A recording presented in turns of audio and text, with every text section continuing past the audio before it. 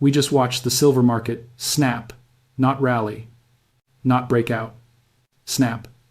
In a single session, silver went vertical and printed prices around the high 70 seconds, nearly a 10% move in one day. Markets do not behave like that when everything is stable. They behave like that when someone can't pay. When a short position turns into a margin call, the margin call turns into a forced buy, and the forced buy ends in liquidation. That wasn't a candle, that was a gravestone. So let's be clear about what actually happened, why it happened during the thinnest liquidity window of the year, and why the next open could expose a fracture big enough to freeze the entire paper casino. Because this move did not come from optimism. It came from fear. Fear looks like a trader staring at a screen as losses accelerate faster than their mind can react. Then hitting buy to close with no price limit, no plan, no ego left, just survival. And when the survival button gets pressed inside a market with no depth, price doesn't climb, price teleports. A 10% day in silver is not natural demand. It is a forced unwind. It is the market admitting that the short side has lost control. For years, people have been trained to believe silver is just volatile, that it's speculative, that it's an industrial sideshow that gets pushed around. But volatility has fingerprints. There is slow volatility, where price moves because buyers and sellers disagree. And then there is violent volatility, where price moves because the clearing system itself is under stress. Friday was the second kind. In a healthy market, buyers and sellers negotiate. They fight over pennies.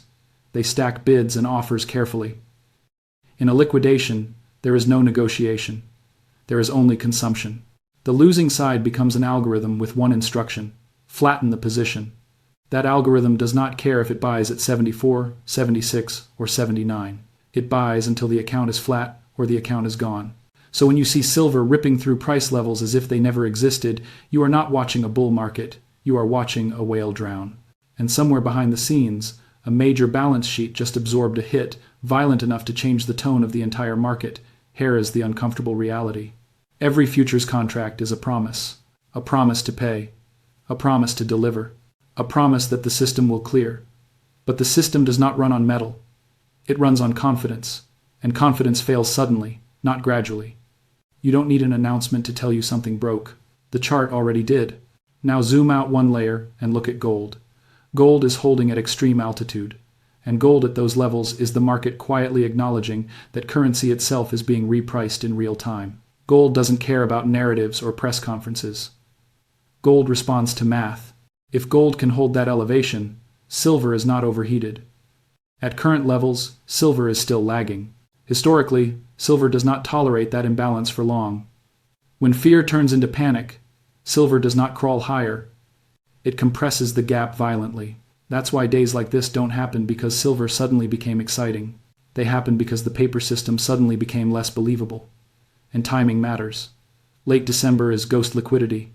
Desks are thin. Risk books are light. Market makers widen spreads. Large orders hit harder than they should. If a major player is forced to cover in that environment, the market cannot absorb it smoothly. There aren't enough resting sellers. The order doesn't flow, it bulldozes. That's why this move may not be the end. It may be the opening act. Because if one fund broke during Ghost Week, the real question is what happens when full liquidity returns and everyone is forced to recognize the new price at the same time. That recognition doesn't wait politely. It accelerates.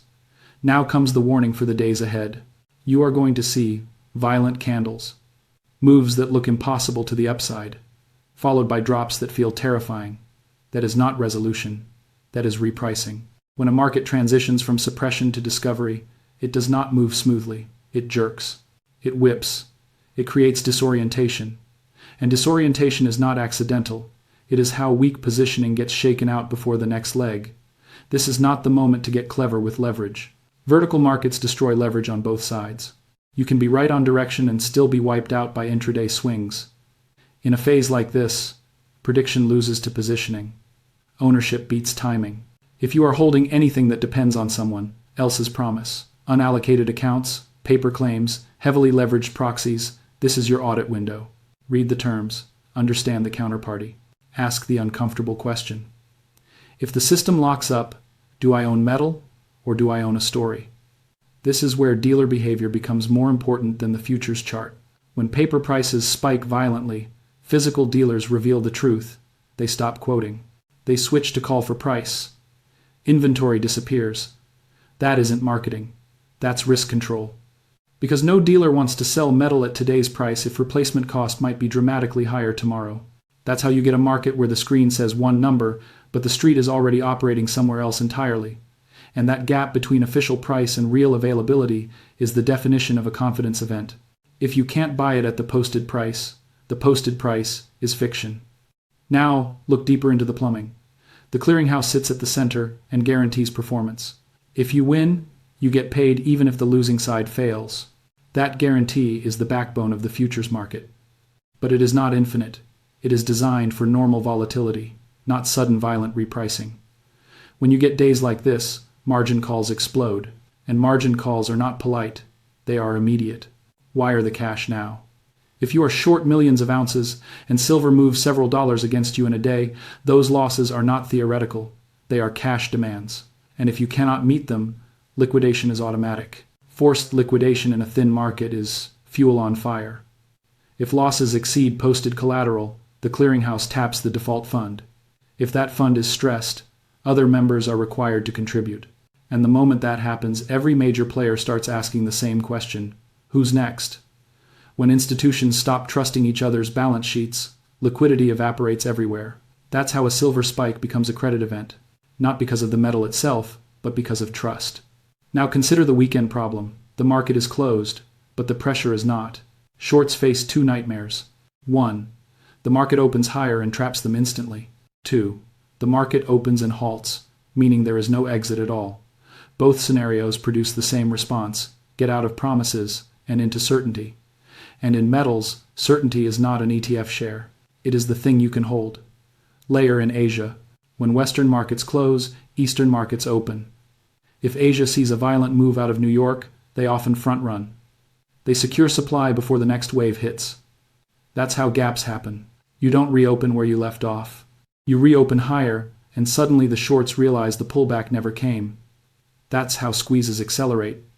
Not because everyone is bullish, but because the bears run out of time. Now add industrial demand. Investors can walk away. Industry cannot. Factories run schedules. Contracts punish delays. When silver spikes, industrial buyers don't wait for dips. They secure supply. Private deals happen off-screen. Metal gets spoken for. And once it's spoken for, it's gone locked inside products for years. Tight markets don't loosen quickly. They tighten further. Paper leverage feeds the loop. Leverage creates margin calls. Margin calls force buying. Forced buying creates gaps. Gaps trigger more margin calls. Speed matters more than price. Slow moves allow adjustment. Vertical moves break models, hedges, and assumptions. Now bring the gold-silver relationship back into focus. With gold holding at extreme levels, silver still looks misaligned on ratio alone that attracts systematic funds. They don't care about stories. They care about spreads. When those systems turn on, they don't stop after one day. They rebalance over weeks. And then comes the psychological level. 80. Below it, it's a strong move. Above it, the language changes. Headlines shift. Shock replaces curiosity. And shock attracts tourists. Tourists don't buy fundamentals. They buy noise. That's when you separate two forces. The structural squeeze driven by mandatory demand, and the mania layer driven by human behavior. The squeeze is the engine. Mania is the accelerant. So here's the simple framework for the next open. Watch the gap. Watch the speed. Watch the halts. Gaps higher mean pressure didn't sleep. One-way order flow means forced activity. Halts are not bearish. They are stress signals. And watch the physical market. If premiums expand while spot rises, the real market is tighter than the paper market admits. The move you saw was not random. It was not just volatility. It was a failure on the short side at the worst possible moment. Thin liquidity, rumor season, and a calendar reset approaching. The screen shows a number. But the real story is that the market finally showed its teeth. And once a market shows its teeth, it rarely goes back to sleep. Sunday night is not just another session. It's the moment we find out whether this was a warning or the first domino.